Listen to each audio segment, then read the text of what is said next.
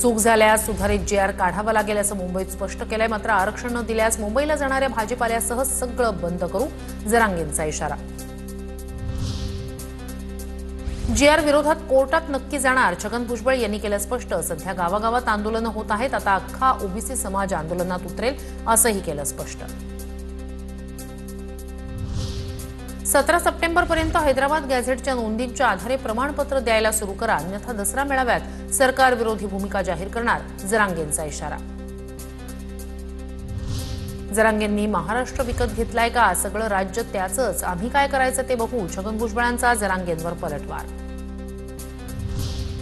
येवलावाल्याचं ऐकून आमच्या जीआरच्या शब्दात फेरफार करायचा नाही, फेरफार केल्यास आम्हीही 1994च्या जीआरला कोर्टात चॅलेंज करू, जरांगे आक्रमक। 1994 मध्ये आमचं 16% आरक्षण तुम्हाला दिलं, ते आम्हाला द्या, जरांगेंचा हल्लाबोल। जीआरमुळे ओबीसींचं नुकसान होतंय, भुजबळांच्या भूमिकेशी आम्ही सहमत, सरकार ओबीसींच्या मुळावर उठलंय हे स्पष्ट झालं। सरकारकडून दोन्ही समाजाला खेळवण्याचा प्रकार, विजय वडेट्टीवार यांची टीका।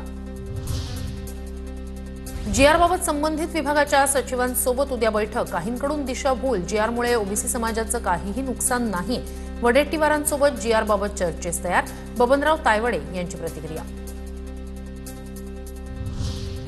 तायवडे काय बोलतात, वडेट्टीवार यांनी समजून घ्यावं, ओबीसींच्या ताटातील आरक्षण दुसऱ्यांना जाणार नाही, चंद्रशेखर बावनकुळे यांच्याकडून स्पष्ट।